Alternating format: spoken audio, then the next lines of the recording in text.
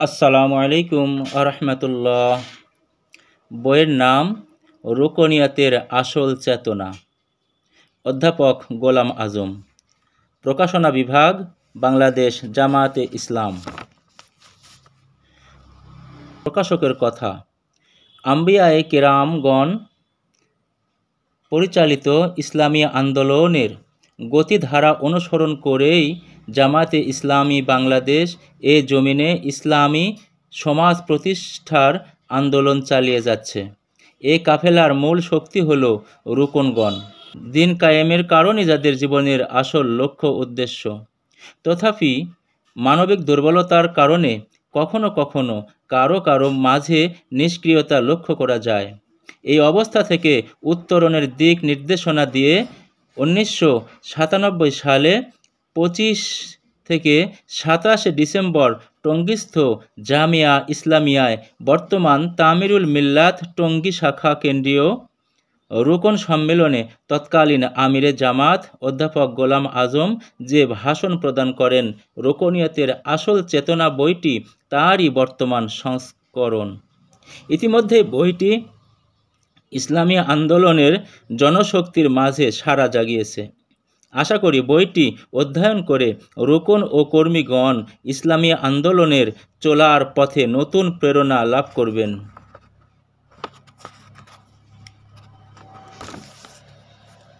সূচিপত্র: ইসলামী আন্দোলনের মর্মকথা। 2. আল্লাহর আইন বিধান অন্য সমাজ ব্যবস্থার অধীনে চলতে পারে না। 3. জামায়াতে ইসলামীর আন্দোলন। 4. তবু রুকনদের মান কমে কেন? 5. আল্লাহর পক্ষ থেকে কেন পরীক্ষা করা হয়? 6. পরীক্ষার মাধ্যমেই রুকনিয়াতের মান বৃদ্ধি পায়। 7. রুকনিয়াতের আসল চেতনা। 8. প্রথম চেতনা, দ্বীনি জিন্দেগির তরক্কির পথে রুকনিয়াতের স্থান কোথায়? 9. দ্বিতীয় চেতনা, মান কমে যাওয়ার ব্যাপারে সতর্কতা। 10. তৃতীয় চেতনা, ছাঁটাই থেকে সাবধানতা। 11. চতুর্থ চেতনা, সত্যের সাক্ষ্য দেয়া। 12. পঞ্চম চেতনা, আল্লাহর ব্যাংকে জমা বৃদ্ধির ধান্দা। 13. এসব চেতনার সুফল। 14. কর্মীদের জন্য আদর্শ হতে হবে। 15. রুকনিয়াতের দায়িত্ববোধ, মর্যাদাবোধ ও চেতনাবোধের অভাবের নমুনা। 15. আল্লাহর দরবারে ধর্ণা। বিসমিল্লাহির রহমানির রহিম। ইসলামী আন্দোলনের মর্মকথা। ইসলামী আন্দোলন জিহাদ ফি সাবিলিল্লাহরই সার্থক বাংলা অনুবাদ। যুগে যুগে নবী রাসূলগণ এই আন্দোলনের নেতৃত্ব দিয়েছেন। যারা ইসলামী আন্দোলনের দায়িত্ব পালন করতে চান তাদেরকে নবী রাসূলগণের পরিচালিত আন্দোলন থেকেই আদর্শ ও অনুপ্রেরণা গ্রহণ করতে হবে। আল্লাহ তাআলা তার বিশাল সৃষ্টি জগতের ছোট বড় প্রতিটি সৃষ্টির জন্য যে বিধান তৈরি করেছেন তা তিনি তাদের উপর চালু করেন। জিন ও মানুষ ছাড়া আর কোনো সৃষ্টিকে আল্লাহ তার বিধান অমান্য করার কোনো এখতিয়ার দেননি। এমনকি মানুষের শরীরের জন্য যে বিধিবিধান তিনি রচনা করেছেন তা অমান্য করার সাধ্যও মানুষের নেই। মানব দেহসহ সকল সৃষ্টির জন্য রচিত বিধান রাসূলের নিকট পাঠানো হয়নি। এসব নিয়ম বিধান ও আইন আল্লাহ স্বয়ং জারি করেন। কিন্তু মানুষের ব্যক্তি জীবন থেকে শুরু করে সামষ্টিক জীবনের সকল ক্ষেত্রের জন্য আল্লাহ তাআলা যে বিধান রচনা করেছেন তা রাসূল সাল্লাল্লাহু আলাইহি সাল্লামের মাধ্যমে পাঠিয়েছেন। এসব আইন বিধান আল্লাহ নিজে জারি না করে রাসূল সাল্লাল্লাহু আলাইহি সাল্লাম ও তার প্রতি যারা ঈমান আনে তাদেরকে আল্লাহর পক্ষ থেকে চালু করার দায়িত্ব দিয়েছেন। এটাই আল্লাহর প্রতিনিধিত্ব বা খেলাফতের দায়িত্ব। আল্লাহর পক্ষ থেকে তাঁর বিধানকে কায়েম করার চেষ্টা করাই হলো খলিফাদের কাজ। আল্লাহর আইন বিধান অন্য সমাজ ব্যবস্থার অধীনে চলতে পারে না। মানুষকে আল্লাহ তার আইন মেনে চলতে বাধ্য না করার কারণে সুবিধাবাদী ও স্বার্থান্বেষী মানুষ আল্লাহর আইনকে পাশ কাটিয়ে সমাজ ও রাষ্ট্রে নিজেদের মন গড়া আইন চালু করে তাই সকল মানব সমাজেই কোনো না কোনো বিধিবিধান অবশ্যই চালু আছে। বিধান শূন্য কোনো সমাজ নেই। যুগে যুগে যখনই কোনো নবী দেশবাসীকে আল্লাহর আইন কবুল করার দাওয়াত দিয়েছেন, তখন কায়েমি স্বার্থবাদীরা পূর্ব প্রচলিত আইন বহাল রাখার উদ্দেশ্যেই নবীদের বিরুদ্ধে রুখে দাঁড়িয়েছে। এভাবে চিরকাল হক ও বাতিলের মধ্যে সংঘর্ষ চলে এসেছে। এ সংগ্রামের নামই ইসলামী আন্দোলন। কোরআন পাক বহু নবীর যুগে সংগঠিত সংঘর্ষের ইতিহাস তুলে ধরা হয়েছে। মানুষের মন গড়া আইনের ভিত্তিতে পরিচালিত সমাজ ব্যবস্থার অধীনে ইসলামের কিছু ধর্মীয় অনুষ্ঠান বেঁচে থাকতে পারলেও জীবন বিধান হিসেবে ইসলাম মানব রচিত বিধানকে উৎখাত করা ছাড়া কায়েম হতে পারে না। জনগণের মধ্যে যদি উল্লেখযোগ্য শক্তি সক্রিয়ভাবে ইসলামী আইন চালু করতে এগিয়ে এসে কায়েমি স্বার্থবাদীদেরকে পরাস্ত করতে সক্ষম হয়, তবে সমাজ ব্যবস্থার পরিবর্তন সম্ভব। জামাতে ইসলামীর আন্দোলন। নবী রাসূলগণের পরিচালিত ইসলামী আন্দোলনের গতিধারা অনুসরণ করেই বাংলাদেশ জামায়াতে ইসলামী কাফেলা বাংলাদেশে কর্মরত রয়েছে। ইসলামকে মানব সমাজে বাস্তবায়িত করার জন্য রাসূল সাল্লাল্লাহু আলাইহি সাল্লাম যেমন প্রথমে এমন একদল লোক তৈরি করলেন যারা তাদের জীবন ইসলামিক পুরোপুরি মেনে চলতে প্রস্তুত, তেমনিভাবে জামাতও যারা জামাতের দাওয়াত কবুল করেন তাদেরকে ধাপে ধাপে বিভিন্ন পর্যায়ে অগ্রসর করা হয়। এরই এক পর্যায়ে তারা রুকন হিসেবে গণ্য হন। যারা ফরজ ও ওয়াজিব পালন করেন, হারাম থেকে বেঁচে চলেন, আল্লাহর বিধানকে বিজয়ী করার জন্য নিজেদের জান ও মাল আল্লাহর নিকট বিক্রয় করার সিদ্ধান্ত নেন, ইসলামকে কায়েম করাই জীবনের আসল উদ্দেশ্য বলে স্বীকার করেন এবং আল্লাহকে সাক্ষী রেখে ইন্নাস সলাতি ওয়া নুসুকি ওয়া মাহইয়ায়া ওয়া মামাতি লিল্লাহি রাব্বিল আলামিন বলে শপথ গ্রহণ করেন, তাদেরকে জামাতে ইসলামের রুকন হিসাবে গণ্য করা হয়। রুকন হওয়ার পর তাদের দ্বীনি জিন্দেগিতে যাতে আরও উন্নতি হয় এবং তাদের মান যাতে বৃদ্ধি পায়, সেজন্য তাদেরকে নির্দিষ্ট কর্মসূচি দেওয়া হয়। তাদেরকে আত্মগঠন ও ব্যক্তি গঠনের দায়িত্ব দেওয়া হয়। রুকনিয়াতের শপথের সময় তারা আল্লাহকে সাক্ষী রেখে যে সব ওয়াদা করেন তা সঠিকভাবে পালন করতে থাকলে তাদের মান বৃদ্ধি পাওয়াই স্বাভাবিক। তবু রুকনদের মান কমে কেন? যারা সহযোগী সদস্য থেকে রুকন মানে পৌঁছার জন্য বেশ কিছু সময় সাধনা করে নিজেদেরকে গড়ে তোলেন দিনের পথে, তাদের এগিয়ে যাওয়ার বদলে পিছিয়ে পড়া স্বাভাবিক নয়। কিন্তু বেশ কিছু সংখ্যক রুকনের মান কমে যাওয়ায় তাদেরকে সামলে ওঠার সুযোগ দেয়া সত্ত্বেও তাদের রুকনিয়াত বহাল রাখা যায়নি। হয় তাদের রুকনিয়াত বাতিল করতে হয়েছে অথবা তাদের নিকট থেকে ইস্তফা গ্রহণ করা হয়েছে। এ ধরনের যতগুলো কেস পাওয়া গেছে তা থেকে এটাই প্রমাণিত হয়েছে যে রুকনিয়াতের মান কমার আসল কারণ দুটো। প্রথম কারণ, রুকনিয়াতের শপথের সময় আল্লাহর সন্তুষ্টি ও পরকালীন সাফল্য অর্জন করাই আমাদের জীবনের চূড়ান্ত লক্ষ্য। একথা ঘোষণা করা সত্ত্বেও বিভিন্ন দুর্বলতার কারণে দুনিয়ার দাবি প্রাধান্য পেয়ে যায়। দুনিয়ার দাবি পূরণের জন্যে আমাদের যা কিছু করতে হয় তা বেঁচে থাকার প্রয়োজনে করতে বাধ্য হই, কিন্তু বেঁচে থাকব একমাত্র দ্বীনের দাবি পূরণের জন্য। দ্বীনই মুমিনের জীবনের আসল লক্ষ্য। ইসলামী আন্দোলন সাফল্যের শর্তাবলী বইতে মাওলানা মওদুদী রাহিমাহুল্লাহ ইসলামী আন্দোলনের কর্মীদের প্রাথমিক পুঁজি হিসেবে যে 4টি গুণের কথা আলোচনা করেছেন, এই গুণটি 4র্থ নম্বরে রয়েছে। আর্থিক সচ্ছলতা অর্জন এবং পার্থিব সুখ সুবিধা বৃদ্ধি যখন জীবনের প্রধান উদ্দেশ্য হয়ে দাঁড়ায় এবং দ্বীনের দাবি যখন পিছনে পড়ে থাকে, তখন মান কমাই স্বাভাবিক। দ্বিতীয় কারণ, রুকন হিসাবে শপথের সময় আল্লাহকে সাক্ষী রেখে আল্লাহর বান্দাদের সামনে যে ঘোষণা করা হয় তা এত বিরাট দায়িত্বপূর্ণ ঘোষণা যে এর সত্যতা প্রমাণ করার জন্য বিভিন্ন সময় আল্লাহ পাক বিভিন্নভাবে পরীক্ষা করে থাকেন। কোনো মুমিনকে তিনি বিনা পরীক্ষায় ছেড়ে দেন না। ওয়ালা নাবলুয়ান্নাকুম বিশাইয়্যিম মিনাল খাউফি ওয়াল জু'i ওয়া নাকসিম মিনাল আমওয়াল ওয়াল আনফুসি ওয়াস সামারাত। আমি অবশ্যই ভয়, ক্ষুধা, মাল, জান ও ফসলাদির ক্ষতি দ্বারা তোমাদেরকে পরীক্ষা করব। সূরা বাকারা 155 নম্বর আয়াত। এই আয়াতে তিনি অবশ্যই পরীক্ষা করবেন বলে ডবল জোর দিয়ে বলেছেন এবং কিভাবে করবেন তাও জানিয়ে দিয়েছেন। বাতিলের পক্ষ থেকে ভয় দেখানো হবে, হালাল পথে চলার ফলে দারিদ্র্য আসবে এবং জান ও মালের ক্ষতির কারণ ঘটবে। অর্থাৎ দুনিয়ার জীবনে যেসব আপদ বিপদ আসে এসবের মাধ্যমেই পরীক্ষা করা হয়। সকলকে একইভাবে পরীক্ষা করা হয় না। যার মধ্যে যে দুর্বলতা রয়েছে সেদিক দিয়েই পরীক্ষা আসে। যখন পরীক্ষা আসে তখন সচেতন রুকন টের পেয়ে সাবধান হয়ে যায়। বিপদ মুসিবত এবং কঠিন বাধা ও সমস্যাকে পরীক্ষা মনে করেই সবরের সাথে রুকনিয়াতের মান রক্ষা করার চেষ্টা চালায় যাতে পরীক্ষায় ফেল হয়ে না যায়। আল্লাহর দরবারে কাতরভাবে ধর্ণা দেয় যাতে আল্লাহ পরীক্ষায় উত্তীর্ণ হওয়ার তৌফিক দেন।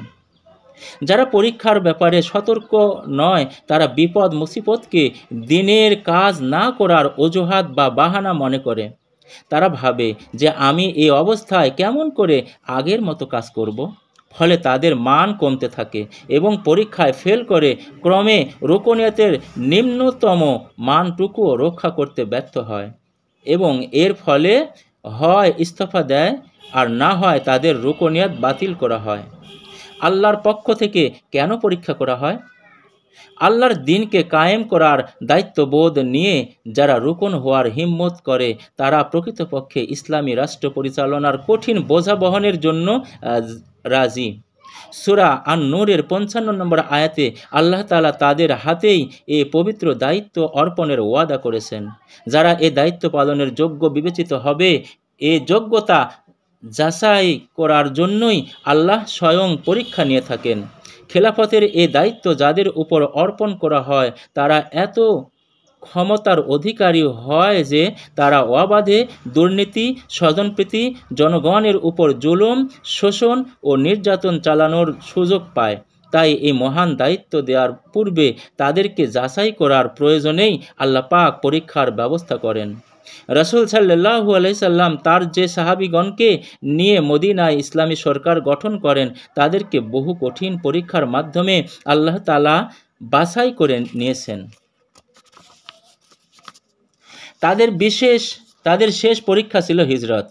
যারা নিজের ঘর বাড়ি, ধন সম্পদ, আত্মীয় স্বজনের মায়া ত্যাগ করে দ্বীনের দাবি পূরণের উদ্দেশ্যে জন্মভূমি পর্যন্ত ত্যাগ করলেন তাদের হাতেই রাষ্ট্রীয় ক্ষমতা তুলে দেওয়া হলো। এসব পরীক্ষিত লোকদের পক্ষে আল্লাহর নাফরমানি করে দুর্নীতি ও স্বজনপ্রীতি করা কি স্বাভাবিক? যারা দ্বীনের স্বার্থে নিজের সম্পদ ত্যাগ করতে সক্ষম হয়েছেন তারা কি দুর্নীতি করতে পারেন? যারা দ্বীনের খাতিরে আত্মীয় পরিজনকে ত্যাগ করে এসেছেন তারা কেমন করে স্বজনপ্রীতি করবেন? আল্লাহ তাআলা তার দ্বীন কায়েম করার দাবিদার হাতে বিনা পরীক্ষায় ক্ষমতা তুলে দেন না। তাই এই পরীক্ষা অপরিহার্য। পরীক্ষার মাধ্যমেই রুকনিয়াতের মান বৃদ্ধি পায়। পরীক্ষায় যারা টিকে যায় তারাই আন্দোলনের যোগ্য বলে বিবেচিত হয়। যারা ছাঁটাই হয়ে যায় তারা এই পথে চলার যোগ্য নয়। যেসব ত্রুটি থাকলে রুকন রাখা উচিত নয় সেসব কোনো রুকনের মধ্যে পাওয়া গেলে প্রথমে তার রুকনিয়াত মুলতবি করে সংশোধনের সুযোগ দেয়া হয়। সংশোধন না হলে ইস্তফা দেওয়ার পরামর্শ দেয়া হয় অথবা বাধ্য হয়ে রুকনিয়াত বাতিল করা হয়। এভাবেই রুকনগণকে ত্রুটিমুক্ত থাকার গুরুত্ব উপলব্ধি করার তাগিদ দেয়া হয়। যাদের উপর সংগঠনের আর্থিক দায়িত্ব থাকে তারা বিশেষ পরীক্ষার সম্মুখীন হন। বায়তুল মাল, নির্বাচনী তহবিল, সংগঠনের পরিচালনায় কোনো প্রতিষ্ঠানের ফান্ড ইত্যাদি আমানতদারির দাবি পূরণ করতে অক্ষম হলেও ছাঁটাই করা হয়। এ জাতীয় সাংগঠনিক শৃঙ্খলা মান বৃদ্ধিতে সহায়ক হয়। রুকনিয়াতের আসল চেতনা। যে দুটো প্রধান কারণে রুকনিয়তের মান কমে যায় তার মূল কারণ রুকনিয়তের আসল চেতনার অভাব। 1986 সালের রুকন সম্মেলনে রুকনিয়তের দায়িত্ব সম্পর্কে আলোচনা করছিলাম। 1992 এর সম্মেলনে জেলে থাকা অবস্থায় রুকনিয়তের মর্যাদা নামে একটা লেখা পাঠিয়েছিলাম। এ দুটো বিষয় একই বইতে রুকনিয়তের দায়িত্ব ও মর্যাদা নামে জামায়াতে প্রকাশনা বিভাগ থেকে ছাপানো হয়েছে। আজ বিশেষ করে রুকনিয়তের চেতনা সম্পর্কে আলোচনা করছি, যার কোনো কোনো পয়েন্ট রুকনিয়তের মর্যাদা শিরোনামে ভিন্ন আঙ্গিকে উক্ত বইতে আলোচিত হয়েছে। রুকনিয়তের আসল চেতনার ব্যাখ্যায় 5টি কথা পেশ করতে চাই। দিনে জিন্দেগির তরক্কির পথে রুকনিয়তের স্থান কোথায়? 2. মান কমার মূল কারণ সম্পর্কে সতর্ক। 3. আল্লাহর বাছাই ও ছাঁটাই নীতি সম্পর্কে সাবধানতা। 4. জনগণের নিকট সত্যের সাক্ষ্য বহনের দায়িত্ব। 5. আল্লাহর ব্যাংকে জমা বৃদ্ধি ধান্দা। এখন এই 5টি কথার সংক্ষিপ্ত ব্যাখ্যা করছি। প্রথম চেতনা, দিনী জিন্দেগির তরক্কির পথে রুকনিয়তের স্থান কোথায়? জামায়াতের রুকন হিসাবে আমি একথা স্বীকার করতে বাধ্য যে আমার দিনী জিন্দেগি গড়ে তুলবার ব্যাপারে জামায়াতের বিরাট অবদান রয়েছে। প্রথমে জামায়াতের মরহুম নেতা জনাব আব্দুল খালেকের মাধ্যমে দিনের দাওয়াত পেয়ে আমি সহযোগী সদস্য হিসেবে জামায়াতে সামিল হই। এরপর তাঁরই প্রচেষ্টায় কর্মী হিসেবে কাজ শুরু করি। জামায়াতের ইউনিট বৈঠকের মাধ্যমে ও জামায়াতের প্রচারিত ইসলামী সাহিত্য অধ্যয়ন করে ইসলামের এমন বিপ্লবী ধারণা পেলাম যা ঈমানকে শানিত, ইলমকে সমৃদ্ধ ও আমলকে মজবুত করতে থাকলো। জামায়াতে আসার পূর্বে এ ধারণাই ছিল না যে ইসলাম একমাত্র পূর্ণাঙ্গ জীবন বিধান এবং জীবনের সকল ক্ষেত্রেই আল্লাহর হুকুম ও রসুলের তরিকা মেনে চলতে হবে। দুনিয়ার সব কাজকেই ইবাদতে পরিণত করতে হবে। আল্লাহর সন্তুষ্টি ও আখিরাতের সফলতা লাভ করতে হলে রাসূল সাল্লাল্লাহু আলাইহি সাল্লাম ও সাহাবায়ে কেরাম রাদিয়াল্লাহু তাআলা আনহুমা এর অনুকরণে আল্লাহর বিধানকে কায়েম করার জন্য জান ও মালের কুরবানি পেশ করতে হবে। জামাতে এসে আরও জানতে পারলাম যে সমাজ ও রাষ্ট্রে ইসলাম কায়েম না হলে পূর্ণ মুসলিম হিসেবে জীবন যাপনের সুযোগ হতে পারে না। ইসলামকে অন্য কোনো সমাজ ব্যবস্থার অধীনে কোনো রকম বেঁচে থাকার জন্য পাঠানো হয়নি। মানব জাতির নেতৃত্বের দায়িত্ব পালনের জন্যই উম্মতে মুহাম্মাদের সৃষ্টি হয়েছে এবং মানুষকে মানুষের গোলামি থেকে মুক্ত করার জন্যই ইসলাম এসেছে। এক কথায় বলতে চাই যে ঈমান, ইলম ও আমলের ময়দানে যতটুকু সামান্য অগ্রগতি লাভ করার সৌভাগ্য আমার হয়েছে তা জামাতে ইসলামীর আন্দোলনের শরিক না হলে কিছুতেই সম্ভব হতো না। আমার সকল রুকন ভাই ও বোনই আমার এসব কথা তাদের জীবনেও সত্য বলে স্বীকার করতে বাধ্য। জামায়াতে ইসলামীতে আসার আগে ইসলামের ভিন্ন রূপ দেখেছি। ওইসব ঘাট পাড়ি দিয়ে জামায়াতকে পেয়েছি বলে এই সংগঠনের মূল্য আমার নিকট বিরাট। জামায়াতের দাওয়াত ব্যাপক হওয়ার পর যারা রুকন হয়েছেন তাদের কাছে জামায়াতের মর্যাদার উচ্চ ধারণা নাও থাকতে পারে। ইসলামের নামে হাজারো ফিতনার এ যুগে জামায়াতে ইসলামী যে আল্লাহ পাকের কত বড় রহমত তা তারাই উপলব্ধি করতে সক্ষম যারা ইসলামের নামে বিভিন্ন মত ও পথের চক্কর থেকে বের হয়ে এ পথে চলার তৌফিক পেয়েছেন। এ পথ না পেলে আমাদের কার জীবন কোন অবস্থায় কাটত সে কথা ভাবলে আল্লাহর শুকরিয়ায় মাথা নত হয়ে আসে। এই জামায়াতে শরিক না হলে আমরা দ্বীনি জিন্দেগির কোন পর্যায়ে অবস্থান করতাম এবং ঈমান, ইলম ও আমলের ময়দানে আমাদের মান কোথায় থাকতো সে কথা মনে করে আল্লাহ তাআলার শেখানো ভাষায় বলতে চাই, আলহামদুলিল্লাহিল্লাযী হাদানা লিহাযা ওয়া মা কুন্না লিনাহতাদিয়া লাউলা আন হাদানাল্লাহ। সকল প্রশংসা ওই আল্লাহর যিনি আমাদেরকে এই পথে হেদায়েত করেছেন। যদি আল্লাহ হেদায়েত না করতেন তাহলে আমরা হেদায়েত পেতাম না। সূরা আল আরাফ 43। জামায়াতে ইসলামী ধাপে ধাপে অগ্রসর করে যাকে রোকন বানায়, তাকে দিনই জিন্দেগির কোন অবস্থানে পৌঁছিয়ে দেয় তা বুঝে নিতে হবে। সে অবস্থানটিকে কামিল মুমিনের সর্বনিম্ন স্তর বলা যায়, কারণ রোকন হওয়ার শর্ত শুধু ফরজ ও ওয়াজিব মেনে চলা এবং হারাম থেকে বেঁচে থাকা, সুন্নত ও নফল পালন এবং মাকরুহ থেকে বেঁচে থাকার পর রোকন করা হবে বলে শর্ত রাখা হয়নি।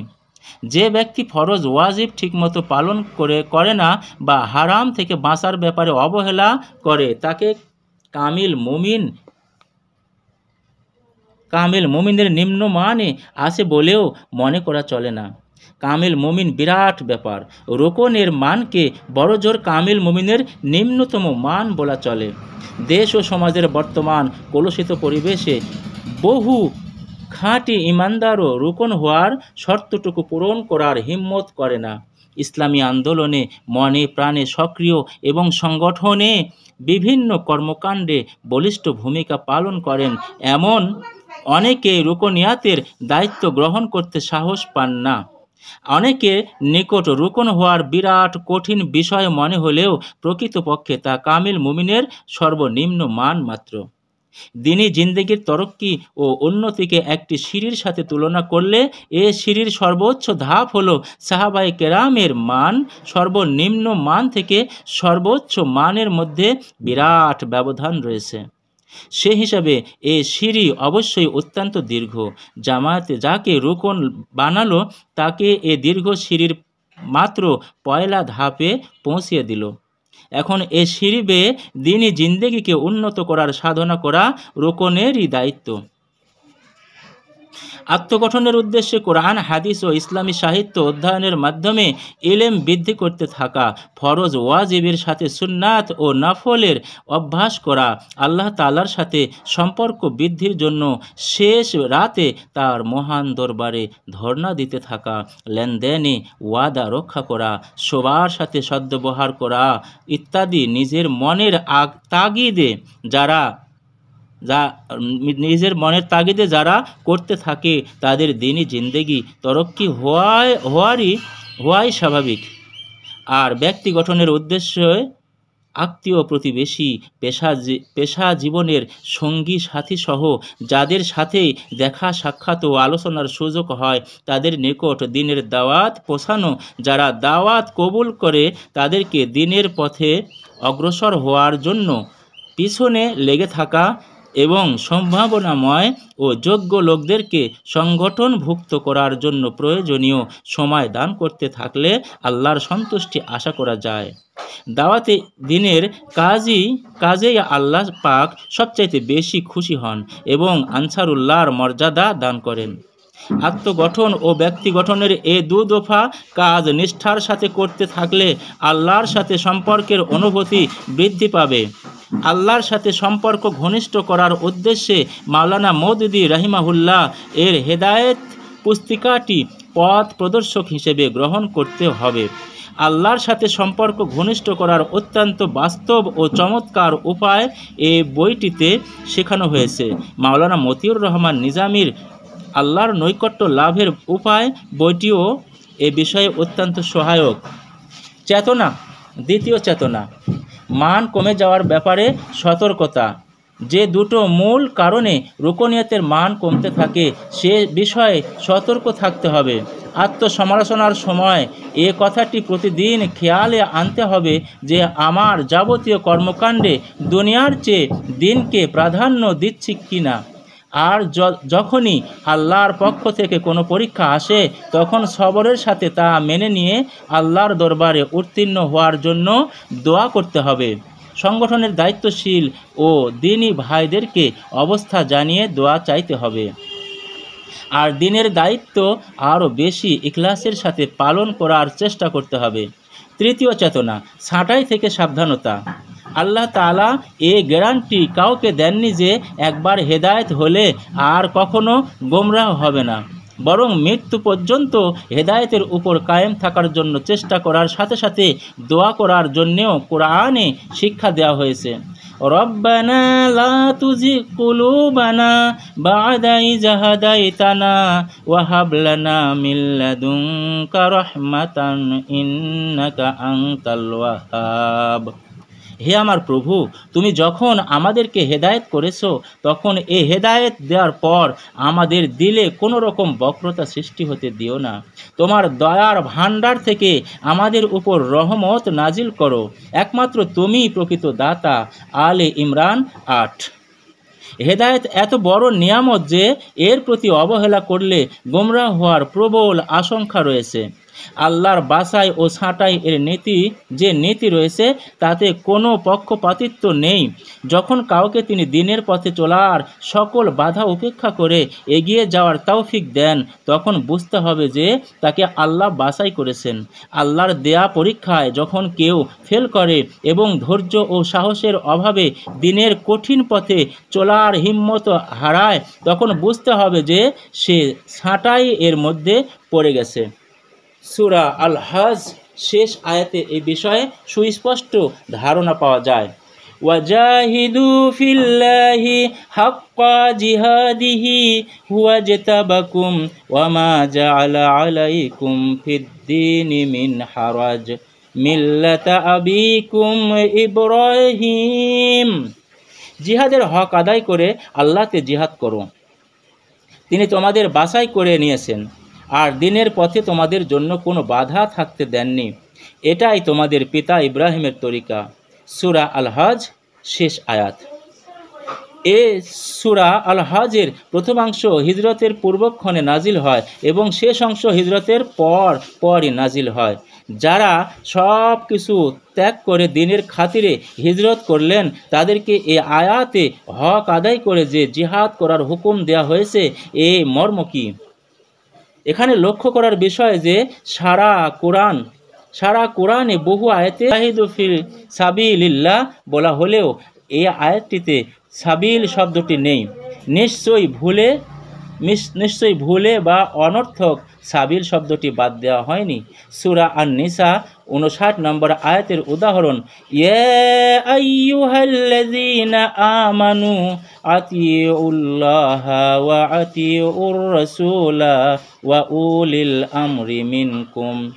এই আয়াতটিতে আল্লাহ ও রাসূলের সাথে আতিউ শব্দটি উল্লেখ করা হয়েছে। এই আয়াতটিতে আল্লাহ ও রাসূলের সাথে আতিউ শব্দ উল্লেখ করা হয়েছে, কিন্তু উলিল আমর এর সাথে তা বাদ দেওয়া হয়েছে। এখানে যেমন অনর্থক আতিউ শব্দ বাদ দেওয়া হয়নি, তেমনি ওই আয়াতেও সাবিল শব্দ বাদ দেওয়ার তাৎপর্য রয়েছে। এর সঠিক তাৎপর্য তো আল্লাহই জানেন, তবে এর নিম্ন রূপ ব্যাখ্যা করা যুক্তিপূর্ণ বিবেচিত হতে পারে। সাবিল অর্থ পথ। আল্লাহর পথে জান ও মাল দিয়ে জিহাদ করার কথা বহু আয়াতেই আছে। এই আয়াতটিতে জান ও মাল দিয়ে জিহাদ করার কথা কোথাও নেই। সাহাবায়ে কেরাম ১৩ বছর পর্যন্ত জান ও মাল দিয়ে আল্লাহর পথে জিহাদ করার পর সব কিছু ত্যাগ করে হিজরত করলেন। তারা তো সব সাবিল পার হয়েই এসেছেন, শুধু জানটি নিয়ে জন্মভূমির মায়া এবং স্বজনদের আকর্ষণ ত্যাগ করে আল্লাহর হুকুম তামিল করলেন। এখন তাদেরকে আল্লাহর মধ্যে জিহাদ করার হুকুম দেওয়া হয়েছে, অর্থাৎ তোমরা আল্লাহর সন্তুষ্টির জন্য তার হুকুমে সব কিছু কুরবানি করে এসেছো। দুনিয়ায় তোমাদের চাওয়া ও পাওয়ার আর কিছু নেই, তাই তোমরা আল্লাহময় হয়ে যাও। তোমাদের কামনা বাসনাকে আল্লাহর ইচ্ছার মধ্যে বিলীন করে দাও, ফালা ফিল্লা হয়ে যাও। কারণ তোমাদেরকে আল্লাহ তার ইচ্ছা পূরণ করার জন্য বাছাই করে নিয়েছেন, আর বাছাইয়ের যোগ্য মনে করেই তোমাদেরকে হিজরতের তৌফিক দিয়েছেন। দিনের দাবি পূরণের ব্যাপারে কোনো বাধাতে তিনি তোমাদেরকে আটকায় দেননি। বহু ঈমানদার তাদের দুর্বলতার কারণে হিজরত করতে সক্ষম হয়নি। তোমরা এজন্য সক্ষম হয়েছো যে তোমরা আল্লাহর বাছাই এর মধ্যে গণ্য হয়েছো। তোমাদের এই যে ত্যাগ ও কুরবানি, তা তোমাদের আদর্শিক পিতা ইব্রাহিমেরই আদর্শ। তোমরা তাঁরই কাছে আল্লাহর হুকুম পালন করতে গিয়ে দুনিয়ায় সব কিছু কুরবানি দিতে সক্ষম হয়েছো। এখান থেকে আমরা এ চেতনাই পাই যে যারা ভয় ভীতি লোভ লালসা আপদ বিপদকে অগ্রাহ্য করে ইসলামী আন্দোলনের সঠিক পথে মজবুত হয়ে টিকে থাকে তারাই আল্লাহ পাকের বাছাই এর মধ্যে গণ্য। আর যারা দুর্বলতার শিকার হয়ে পিছিয়ে পড়ে তারাই ছাঁটাই এর অন্তর্ভুক্ত। বাংলাদেশের 12 কোটি মানুষের মধ্যে 11 কোটি মুসলমানদের মধ্যে লক্ষ লক্ষ এমন লোক রয়েছে যারা কোরআন হাদিসের ইলেম পার্থিব বিষয়ে জ্ঞান উচ্চ ডিগ্রি ধন সম্পদ মান সম্মান কর্তৃক নেতৃত্ব ইত্যাদিতে আমাদের মতো রুকনদের তুলনায় অনেক অনেক উন্নত। বিরাট বাতিল শক্তির মোকাবেলায় আমাদের মতো নগণ্য সংখ্যক লোককে ইন্না সলাতি ওয়া নুসুকি ওয়া মাহইয়ায়া ওয়া মামাতি লিল্লাহি রব্বিল আলামিন বলে আল্লাহর নিকট বায়াত হওয়ার তৌফিক দিলেন। আল্লাহর বাছাই এর অন্তর্ভুক্ত হওয়ার চেতনা যদি জাগ্রত থাকে তাহলে কখনোই আমরা এই গৌরব থেকে বঞ্চিত হতে রাজি হব না। আল্লাহ পাক আমাদেরকে ছাঁটাই থেকে হেফাজত করুন। কাতরভাবে এ দোয়াই করতে হবে। চতুর্থ চেতনা, সত্যের সাক্ষ্য দেয়া। আল্লাহর আইন ও সৎ লোকের শাসনের আওয়াজ তুলে কালেমার যে মহান পতাকা আমরা হাতে নিয়েছি, আমাদের বাস্তব জীবনে এর নমুনা যেন জনগণ দেখতে পায়, সে বিষয়ে সিরিয়াস হতে হবে। আমরা দীর্ঘদিন সাধনা করে সাংগঠনিক পদ্ধতির সাহায্যে আল্লাহর দ্বীনের আলো ঈমান ইলম ও আমলের দিক দিয়ে যতটুকু হাসিল করতে পেরেছি, সাধারণ জনগণের মধ্যে সামান্য সংখ্যক লোকের পক্ষেই তা করা সম্ভব। তাহলে জনগণের পক্ষে দ্বীনের আলো পাওয়ার উপায় কি? কোরআনে বিভিন্ন সূরায় ঈমানদার সৎকর্মশীল ও আল্লাহর বান্দাদের যেসব গুণের বিবরণ দেওয়া হয়েছে, এর দ্বারা একদিকে যেমন সাহাবায়ে কেরামকে উদ্বুদ্ধ করা হয়েছে, অপরদিকে সর্বসাধারণকে একথা চিন্তা করার আহ্বান জানানো হয়েছে যে তোমাদের মতোই কতক মানুষ, তোমাদের সমাজের কতক লোক যারা তোমাদের আত্মীয় স্বজন ও পাড়া প্রতিবেশী রসুলের ডাকে সাড়া দিয়ে এমন গুণাবলীর অধিকারী হয়েছে যার প্রশংসা করতে তোমরা বাধ্য। মানুষ যতই মন্দ হোক, সৎ গুণের অধিকারীকে বাধ্য হয়ে প্রশংসা করে। মানবিক গুণাবলীর অধিকারীদের প্রতি আকৃষ্ট হওয়া খুবই স্বাভাবিক। আমরা যে মহা সত্যের পতাকাবাহী, আমাদের বাস্তব জীবন যদি ওই সত্যের সঠিক সাক্ষ্য বহন করে তাহলে জনগণ অবশ্যই আকৃষ্ট হবে। তারা আমাদের জীবন থেকে ইসলামের প্রকৃত রূপ যদি দেখতে না পায় তাহলে শুধু আমাদের মুখের কথায় সাড়া দেবে না। আমাদের রুকনিয়াত সেদিনই সার্থক হবে যেদিন আমাদের পরিচিত মহল আমাদের সম্বন্ধে এভাবে আলোচনা করবে। কেউ বলবে, অমুকের মতো ভালো মানুষ আর দেখি না, এমন সৎ লোক পাওয়া বড়ই কঠিন। আর একজন বলবে, এমন হবে না কেন, সে যে জামাত ইসলামের রুকন। এমন সৎ না হলে কি জামাতের রুকন বানায়? আমাদের আচার ব্যবহার লেনদেন ওয়াদা পালন মর্জি মেজাজ দরদি মন যদি আত্মীয় স্বজন ও প্রতিবেশীদের প্রশংসার যোগ্য বিবেচিত হয় তবেই রুকন হওয়া সার্থক। রুকনদের চারিত্রিক মান এ পর্যায়ে পৌঁছালে জনগণের অন্তরে আস্থা ও আশার সঞ্চার হবে যে জামাতে ইসলামীর হাতে দেশ পরিচালনার দায়িত্ব দিলে তাদের কল্যাণ নিশ্চিত হবে। সত্যের সাক্ষ্য বইটিতে এ বিষয়ে বিস্তারিত আলোচনা করা হয়েছে। পঞ্চম চেতনা, আল্লাহর ব্যাংকে জমা বৃদ্ধির ধান্দা।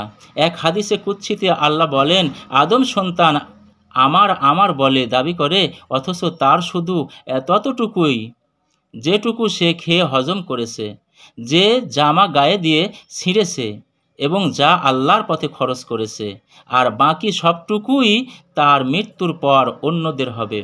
যেটুকু খাওয়ার পর হজম হয়নি তাও তার নয়। বমি বা দাস্ত হয়ে গেলে কুকুর বিড়াল মুরগি কাকে খাবে? ছিঁড়ে যাওয়ার পূর্বে জামা অন্যের হাতেও চলে যেতে পারে। শুধু ওইটুকু নিশ্চিতভাবে তার যা আল্লাহর ব্যাংকে তার নামে জমা হয়েছে। তাই রোকনদের এ ধান্দা থাকতে হবে যে আল্লাহর ব্যাংকে তার অ্যাকাউন্টে যেন জমার পরিমাণ বাড়তেই থাকে। আয়ের শতকরা 5 ভাগ তো রোকন হওয়ার আগেই দেওয়ার জন্য উদ্বুদ্ধ করা হয়। তাই ইয়ানতের পরিমাণ বাড়ানোর গুরুত্ব উপলব্ধি করা প্রয়োজন। নিয়মিত আয় ছাড়াও যখনই সামর্থ্য হয় তখনই আল্লাহর পথে দিতে থাকতে হবে। পরিবারে প্রতি মাসে ভরণ পোষণের জন্য যে অঙ্কের টাকা আমরা খরচ করতে বাধ্য হই, তা থেকে এমন পরিমাণে বাইতুল মালে দেওয়ার অভ্যাস করা প্রয়োজন যাতে কুরবানি করার অনুভূতি টের পাওয়া যায়। এর জন্য একটা পরামর্শ রাখতে চাই। ধরুন এক পরিবারের সদস্য 7 জন। জামাতে ইসলামীকে যদি পরিবারের একজন সদস্য গণ্য করা হয়, তাহলে ওই পরিবারে 8 জন সদস্য ধরা হবে। মাসে যে পরিমাণ শুধু খাওয়া পড়ার জন্য খরচ হয় তা 8 ভাগে ভাগ করলে 1 ভাগে যে অংশ দাঁড়ায়, সেই পরিমাণ ইয়ানত দিলে পরিবারের খরচের যে চাপ পড়বে তাতে অনুভব করা যাবে যে আল্লাহর জন্য কতটুকু ত্যাগ করা গেল। যে মাস আসলো সংসারের খরচ শুরু করার আগেই ওই মাসের ইয়ানত আদায় করার অভ্যাস করলে ভালো হয়। এই জজবা নিয়ে তা করা যায় যে আমি আল্লাহর পাওনা আগে শোধ করলাম, এ আশায় যে তিনি আমার আয় রোজগার ও সংসারে বরকত দেবেন। রোগ বালাই আপদ বিপদ থেকে আল্লাহ যদি হেফাজত করেন, তাহলেই তো সংসারে বিরাট বরকত হয়। আর এই ক্ষমতা আল্লাহরই হাতে। এসব চেতনার সুফল, এই 5টি চেতনা যদি আমরা সদা জাগ্রত রাখতে পারি, তাহলে দিনই তরক্কির সিঁড়ি বেয়ে আমরা এগিয়ে যেতে সক্ষম হব ইনশাআল্লাহ। এ তরক্কির কোনো শেষ নেই। কামিল মুমিন হওয়ার এ সাধনা অবিরাম চলতে হবে। কোনো অবস্থায় এ ধারণা করার সুযোগ নেই যে আমি কামেল হয়ে গেছি। এ ধারণা হওয়া মানেই অধঃপতন শুরু হওয়া। কারণ এ ধারণা হলে এগিয়ে যাওয়ার প্রচেষ্টা থেমে যাবে এবং পিছিয়ে যাওয়া শুরু হবে। জ্ঞান অর্জনের বেলায় দেখা যায় যে BA MA বা ফাজিল কামেল পাশ করলেই বিদ্যার সাগর হয়ে যায় না। তবে শিক্ষা প্রতিষ্ঠানের সাহায্যে এতটুকু বিদ্যা হাসিল হয় যাকে ভিত্তি করে জ্ঞান সাগরে ঝাঁপিয়ে পড়ার হিম্মত পায়। এটা শিক্ষা প্রতিষ্ঠানের দায়িত্ব নয়, এই দায়িত্ব ব্যক্তির নিজের। এমনিভাবে জামায়াতের সাংগঠনিক পদ্ধতির সাহায্যে রুকনিয়াতের ডিগ্রি পাওয়ার পর কামিল মুমিন হওয়ার পথে সাধনা করার হিম্মত পাওয়া যায়। যদি এই হিম্মতকে আমরা কাজে লাগাই, তাহলে ইনশাআল্লাহ তরক্কি হতেই থাকবে। এটা সংগঠনের দায়িত্ব নয়, এ দায়িত্ব রুকনের নিজের। রুকন হওয়ার মানে হলো অটোমেটিক মেশিনে পরিণত হওয়া। জামাত তাকে স্বয়ংক্রিয় মেশিন বানিয়ে ছেড়ে দিয়েছে।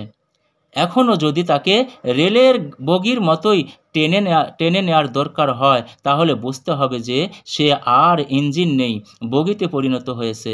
রুকনের দায়িত্ব হলো নিজের চেষ্টায় দিনই জিন্দেগিকে অবিরাম উন্নত করার সাধনা করতে থাকা এবং এ পথের ইঞ্জিন হিসাবে আরও অনেক লোককে বগির মতো এগিয়ে নিয়ে আসা। রুকনিয়াতের চেতনা জাগ্রত থাকলে এই উভয় দায়িত্বই যোগ্যতার সাথে পালন করা সম্ভব। কর্মীদের জন্য আদর্শ হতে হবে। আমাদের মান যদি উন্নত হয়, তাহলে কর্মীরা আমাদেরকে আদর্শ মনে করবে এবং তাদের মধ্যে রুকন হওয়ার আগ্রহ ও উৎসাহ বৃদ্ধি পাবে। আর তা না হলে আমরাই তাদের রুকন হওয়ার পথে বাধা বলে গণ্য হব। এদিক বিবেচনা করলে আমাদের দায়িত্বের উপলব্ধি অত্যন্ত গভীর হওয়া প্রয়োজন। আমরা আন্দোলনের জন্য যদি সম্পদ না হই, তাহলে আপদে পরিণত হব। আমাদের উপরই আন্দোলনের অগ্রগতি নির্ভর করে। তাই আপনাদের কাছে আমার আকুল আবেদন যে আসুন আমরা এ বিষয়ে দৃঢ় সিদ্ধান্ত গ্রহণ করি। তাহলে এ সম্মেলনের জন্য আমরা সময়, শ্রম ও অর্থের যে কুরবানি দিলাম তা সত্যিকারভাবে সার্থক হবে। রুকনিয়াতের এত গুরুত্বের কারণেই তিনটি রুকন সম্মেলনে এ বিষয়ে আমি 3টি বক্তব্য পেশ করা কর্তব্য মনে করেছি। 1986 সালে রুকনিয়াতের দায়িত্ব, 1992 সালে জেল থেকে পাঠানো রুকনিয়াতের মর্যাদা এবং 1997 সালে এই সম্মেলনের রুকনিয়াতের চেতনা সম্পর্কে যে সব কথা পেশ করা হলো, তা যদি আমরা নিয়মিত চর্চা ও অনুশীলন করি, তাহলে ইনশাআল্লাহ আমাদেরকে আল্লাহ পাক তার মহান দিনকে কায়েম করার তৌফিক দান করবেন। রুকনিয়াতের দায়িত্ববোধ, মর্যাদাবোধ ও চেতনাবোধের অভাবের নমুনা। যারা রুকনিয়াত থেকে অব্যাহতি চেয়ে ইস্তিফানামা লিখে পাঠান, তারা যে ভাষায় লেখেন তা থেকে একথাই বোঝা যায় যে তারা এর দায়িত্ব, মর্যাদা ও চেতনাবোধ থেকে বঞ্চিত। হঠাৎ করে আবেগ তাড়িত হয়ে কেউ রুকন হন না। দীর্ঘদিন চিন্তা ভাবনা করার পর কর্মী হিসেবে ধাপে ধাপে এগিয়ে এসে রুকন হন, অথচ ইস্তফা দেওয়ার সময় ব্যক্তিগত অসুবিধার কারণে দায়িত্ব পালনে অক্ষমতা প্রকাশ করে অব্যাহতি চান। আসলে তারা যে মন মানসিকতা নিয়ে রুকন হয়েছিলেন তা হারিয়ে ফেলার কারণে বা আল্লাহর পক্ষ থেকে আসা পরীক্ষায় উত্তীর্ণ হতে ব্যর্থ হয়ে তারা ছাঁটাই এর মধ্যে পড়ে যান। ইস্তফা দাতাদের মধ্যে যারা রুকনিয়াতের দায়িত্ব পালনে অক্ষমতা প্রকাশ করেও কর্মী হিসেবে জামাতে নিয়মিত সামিল থাকেন, তারা হয়তো আবার একসময় রুকন হওয়ার হিম্মত পাবেন। কিন্তু যারা জামাত ত্যাগ করার উদ্দেশ্যে ইস্তফা দেন, দিনের দিক দিয়ে তাদের অধঃপতনের অধিকাংশই আশঙ্কাই প্রবল। দিনকে বোঝার পর ইসলামী সংগঠনভুক্ত হওয়া ফরজ জেনে জামাতের রুকন হওয়ার পর শুধু একটি কারণে এই জামাত ত্যাগ করা জায়েজ। ইকামতের দিনের যে দায়িত্ব পালনের উদ্দেশ্যে জামাতে ইসলামীতে যোগদান করেছিলেন, কেউ যদি ওই উদ্দেশ্য হাসিলের জন্য এই জামায়াতের চেয়ে আরও উন্নত কোনো সংগঠনে যোগদান করার জন্য পদত্যাগ করেন, তাহলে এতে কোনো দোষ নেই। কিন্তু ব্যক্তিগত দুর্বলতার কারণে যদি কেউ দ্বীনি সংগঠন ত্যাগ করেন, তাহলে হাদিস অনুযায়ী তিনি ইসলামের রশি গলা থেকে ছুঁড়ে ফেলার মতো কাজ করলেন। আর রুকনিয়াতের শর্ত লঙ্ঘন করার কারণে যাদের রুকনিয়াত বাতিল করা হয়, তাদের মধ্যে যারা অনুতপ্ত হয়ে কর্মী হিসাবে ইখলাসের সাথে কাজ করতে থাকেন, তারা আবার একসময় রুকন হয়ে যান। তাই বাতিলকৃত রুকনদেরকে টার্গেট নিয়ে আবার রুকন করার জন্য চেষ্টা করা আমাদেরই কর্তব্য। আমাদের যে ভাই বোন কোনো অপরাধের কারণে রুকনিয়াত হারিয়েছে, তার প্রতি দরদি মন নিয়ে সংশোধনের চেষ্টা করা আমাদের দ্বীনি দায়িত্ব। আল্লাহর দরবারে ধর্ণা। যে মহান কাজের দায়িত্ব দিয়ে আল্লাহ পাক নবী ও রাসূলগণকে পাঠিয়েছেন, সে মহান দায়িত্ব পালনের জন্য আমাদের মতো গুনাহগার নগণ্য লোকদেরকে তৌফিক দান করে আমাদের মাবুদ যে কত বড় মেহেরবানি করেছেন, সে কথা স্মরণ রেখে হামেশা তার দরবারে শুকরিয়া আদায় করতে থাকা প্রয়োজন। যে মেহেরবানি দ্বারা তিনি আমাদেরকে এ পথে এনেছেন, সে মেহেরবানি দ্বারাই যেন আমাদেরকে এর যোগ্যতা দান করেন, সেজন্য দোয়া ও চেষ্টা করতে থাকা উচিত। দয়াময় মনিব আমাদেরকে দ্বীনের পথে এতটুকু এগিয়ে দিয়ে যে সৌভাগ্যবান করেছেন, তা থেকে যেন আমরা ছাঁটাই হয়ে না যাই, বরং দ্বীনি জিন্দেগির সিঁড়ি বেয়ে যেন আজীবন অগ্রসর হতে পারি, সেজন্য তার মহান দরবারে ধর্ণা দিতে থাকতে হবে। এ পথে উন্নতির কোনো শেষ নেই, তাই উন্নতি হয়ে গেছে মনে করারও অবকাশ নেই। রহমানুর রাহিম আমাদের সকলকে তার দ্বীনের যোগ্য খিদমতের জন্য কবুল করুন। এ জামাতকে ইকামতের দ্বীনের যোগ্যতা দান করুন এবং আমাদের প্রিয় জন্মভূমি বাংলাদেশকে ইসলামের বিজয়ের জন্য মনোনীত করুন। আমিন সুম্মা আমিন। সম্মানিত ভাইরা, বইটি পড়া শেষ হলো। এই বইয়ের ভিতরে তেলাওয়াত করতে গিয়ে যদি কোনো ভুল ত্রুটি লক্ষ্য করেন, আপনারা আমাকে ক্ষমা করে দেবেন। আর যে শিক্ষাগুলো বইয়ের ভিতরে আছে তা যেন আমলে এনে আমরা নিজেদের জিন্দেগি উন্নত করতে পারি। আমিন। আমাদের ভিডিও ভালো লাগলে অবশ্যই লাইক শেয়ার দিয়ে পাশে থাকবেন। আপনাদের একটি লাইক শেয়ার আগামী একটি ভিডিও তৈরিতে সহায়ক হিসেবে কাজে লাগে। তাই আসুন আমরা সকলেই ইসলামের পথে চলতে চেষ্টা করি। আমিন। আলাইনা ইন্নাল বালাগ। আসসালামু আলাইকুম ওয়া রাহমাতুল্লাহি ওয়া বারাকাতুহু।